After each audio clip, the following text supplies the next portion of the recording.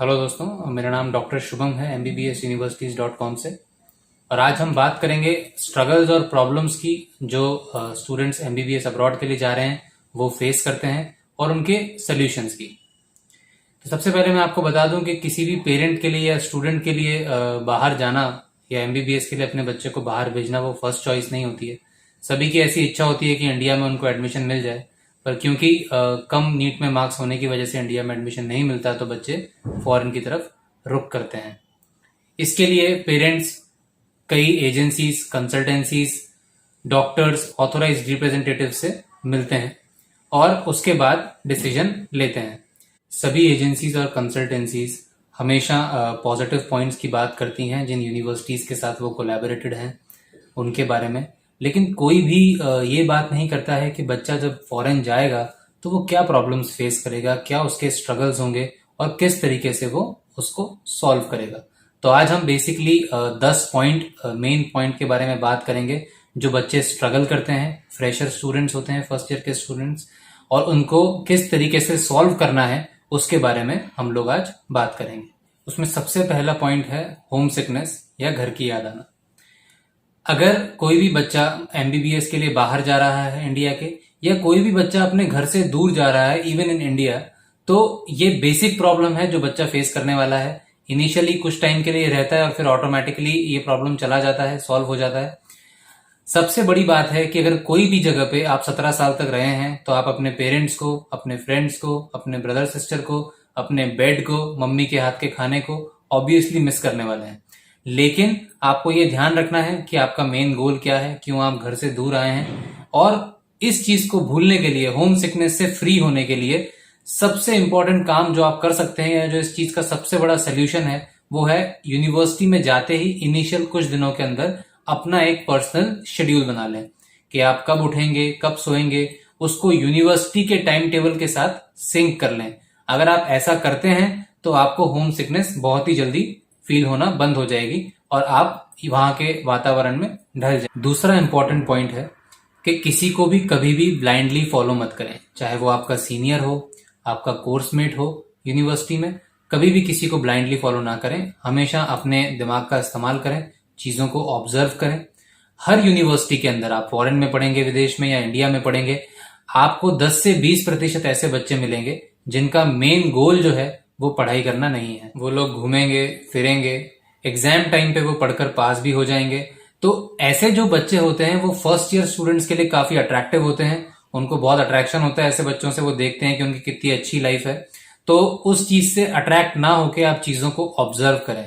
Starting के कुछ time हर चीज को देखें, परखें, क्योंकि जो ग्रुप हमारा स्टार्टिंग में बनता है वो अगर बहुत स्टूडियस है तो हमारे लिए बहुत अच्छा होता है, अगर वो एवरेज स्टूडियस है तो भी हमारे लिए अच्छा होता है। पर अगर हम गलत संगत में स्टार्टिंग में फंस जाते हैं तो वो चीज धीरे धीरे धीरे धीरे हमारा पढ़ाई में इंटरेस्ट खत्म कर देती है और हमारी फिर खुद ब खुद पढ़ने की इच्छा नहीं होती है। तो ये छोटी सी चीज है, पर हमको इसका ध्यान रखना है कि अच्छी संगत में रहें, किसी को भी ब्लाइंडली फॉलो ना करें। इवन अपना कोर्समेट ही क्यों ना हो, कभी किसी को ब्लाइंडली फॉलो ना करें। थर्ड पॉइंट जो है वो है नेवर मिस अ क्लास। कभी भी क्लास मिस नहीं करनी है, क्लास बंक नहीं करनी है। अक्सर जो फॉरेन मेडिकल यूनिवर्सिटीज होती हैं वहां पे 100% अटेंडेंस का नियम होता है। अगर आपकी 100% अटेंडेंस नहीं है तो वो लोग आपको फाइनल एग्जाम में या सेमेस्टर के एग्जाम में एंट्री नहीं देते हैं।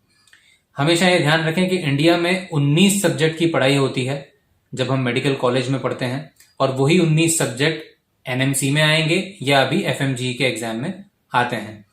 लेकिन फॉरेन के अंदर इन 19 सब्जेक्ट के अलावा कुछ एडिशनल सब्जेक्ट्स होते हैं जो अलग अलग देश में अलग अलग होते हैं। वो चाइना में कुछ और होगा, यूक्रेन में कुछ और होगा, रशिया में कुछ और होगा, जॉर्जिया में कुछ और होगा, और बाकी देशों में भी अलग अलग होंगे।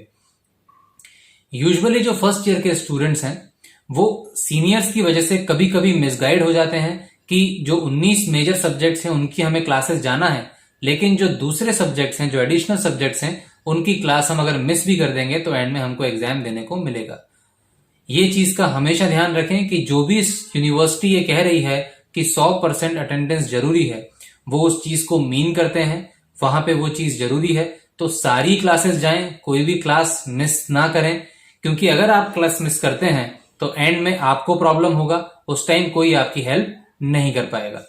हाँ, क्योंकि हम नए देश में जा रहे हैं, वहां पे वेदर चेंज हो रहा है, तो हो सकता है कि हम इनिशियल फेज में थोड़ा बीमार पड़ जाएं। तो हमको ये ध्यान रखना है कि हम अगर क्लास मिस कर रहे हैं क्योंकि हम बीमार हैं, तो उसका हमारे पास प्रूफ होना चाहिए।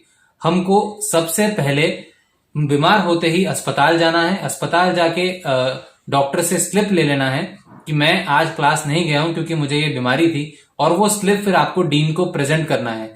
अगर आप डीन को वो स्लिप दिखाते हैं तो ही माना जाएगा कि आप बीमार थे। तो हमेशा ये ध्यान रखें कि कभी वैसे क्लास मिस ना करें। अगर छोटी मोटी बीमारी है तो भी जरूर जाएं क्लास, लेकिन अगर आप ज्यादा बीमार हैं तो ये स्लिप जरूर लें ताकि डीन को ये पता चले कि आप रियल में बीमार थे।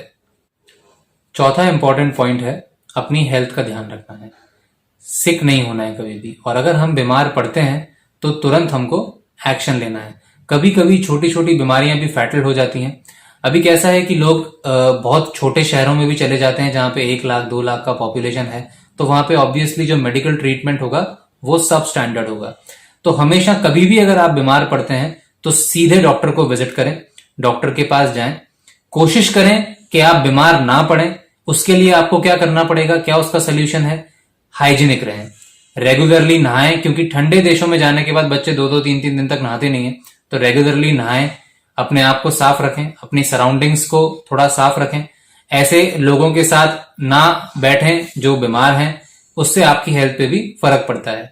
अगर आपको कोई भी बीमारी होती है तो तुरंत अस्पताल जाएं, डॉक्टर को दिखाएं।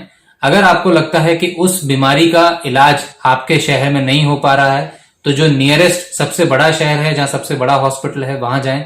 और अगर फिर भी ट्रीटमेंट के बाद डिजीज प्रोग्रेस कर रही है तो आप इंडिया आएं और यहाँ पे अच्छे से इलाज कराएं।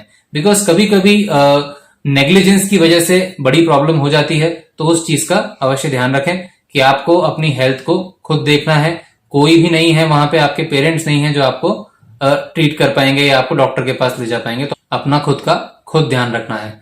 जैसा मैंने मेरे प्रीवियस वीडियोस में भी कहा है कि कोशिश ऐसी करें कि ऐसी यूनिवर्सिटी चूज करें जहां पे 10 लाख से ज्यादा पॉपुलेशन हो। 10 लाख पॉपुलेशन फॉरेन के हिसाब से ज्यादा पॉपुलेशन मानी जाती है, और वहां पे मेडिकल जो फैसिलिटीज होती हैं वो अच्छी होती हैं, सब स्टैंडर्ड नहीं होती हैं, तो हमारे लिए अच्छा होता है। पांचवा और सबसे इंपॉर्टेंट पॉइंट है utilisation of time. Utilisation of time की वजह से ही सारे एग्जाम्स जो बच्चे यहाँ पे ड्रीम करते हैं, प्लैब, यूएसएमएलई, एमसीसीईई, एफएमजीई, सभी एग्जाम तभी क्लियर होते हैं जब हम प्रॉपरली टाइम को यूटिलाइज करेंगे।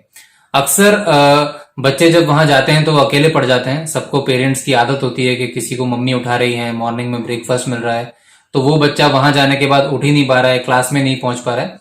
तो हमको 3 चीजों का ध्यान रखना है ताकि हमारा टाइम प्रॉपरली यूटिलाइज हो। पहली चीज कि हमको जाते ही शेड्यूल बनाना है कि हम कब सोएंगे और कब उठेंगे, और उस शेड्यूल को यूनिवर्सिटी के टाइम टेबल के हिसाब से बनाना है। उससे हमारा टाइम वेस्ट नहीं होगा। यूजुअली हॉस्टल्स में बच्चे लेट रात तक जागते हैं। लेट रात तक जागने की वजह से बच्चे मॉर्निंग में लेट उठते हैं। तो इस चीज का प्लीज ध्यान रखें कि आप टाइम पे सोएं ताकि आप मॉर्निंग की क्लास मिस ना करें। दूसरा इसमें जो इंपॉर्टेंट पॉइंट है वो है कि आप अपने पढ़ाई का एक शेड्यूल बना लें कि आपको मिनिमम 2 से 3 घंटे इनिशियल फेज में पढ़ाई करनी है। उससे क्या होगा कि वो चीज आप पूरे कोर्स में कैरी करेंगे। जो इनिशियल में आदत पड़ जाती है, जो स्टार्टिंग में जो आदतें पड़ जाती हैं कॉलेजेस के अंदर, वो थ्रू आउट आपके साथ रहती हैं। अगर आप शुरुआत में 2-3 घंटे पढ़ने की आदत डाल लेंगे तो फ्यूचर में आपको कभी भी प्रॉब्लम नहीं आएगा। तीसरी और इंपॉर्टेंट चीज जो यूटिलाइजेशन ऑफ टाइम का सबसे इंपॉर्टेंट पॉइंट है कि 80% बच्चे टाइम का यूटिलाइजेशन करने में फेल हो जाते हैं। सिर्फ 20% बच्चे ऐसे हैं जो प्रॉपरली टाइम का यूटिलाइजेशन करते हैं। जब बच्चे स्टार्टिंग में पेरेंट्स के साथ हमारे पास आते हैं काउंसलिंग के लिए, तो वो बातें करते हैं कि हमको यूएसएमएलई देना है, उसके नोट्स कब मिलेंगे, हमको प्लैब देना है, उसके नोट्स कब मिलेंगे, एमसीआई की तैयारी कब से होगी। लेकिन जैसे ही वो वहां पहुंचते हैं, विद इन 2-3 मंथ्स वो ये सब कुछ भूल जाते हैं, और रात को बहुत लेट तक बातें चल रही होती हैं, हॉस्टल पे टाइम पर नहीं उठा जाता सुबह, और ये सारे सपने जो यहाँ देखे होते हैं वो कहीं ना कहीं खराब हो जाते हैं, वो कहीं ना कहीं पूरे नहीं हो पाते। लेकिन जो 20% बच्चा सही से टाइम को मैनेज कर रहा है वो सारे एग्जाम्स क्लियर करता है, क्योंकि रोज रोज थोड़ा पढ़ना ज्यादा जरूरी है एंड में एक साथ पढ़ने से। आपको प्रॉपर टाइम यूटिलाइज करना है। इस चीज के लिए आपकी मदद करने के लिए वहां पे कोई नहीं आएगा, आपको ही आपकी मदद करनी है। अगर किसी भी स्टूडेंट को एमसीआई के नोट्स चाहिए स्टार्टिंग में रीड करने के लिए, तो आप ऊपर दी गई लिंक पे हमारी वेबसाइट पे लॉग ऑन कर सकते हैं www.mbbsuniversities.com। वहां पे अपने आप को रजिस्टर कराएं और हम लोग आपको ईयर वाइज एमसीआई के नोट्स भेजा करेंगे जो आप डाउनलोड कर सकते हैं। फ्यूचर में आने वाले हमारे वीडियोस के लिए हमको सब्सक्राइब करें, बेल आइकॉन दबाएं लेटेस्ट वीडियोस के साथ अपडेटेड रहने के लिए। Thank you.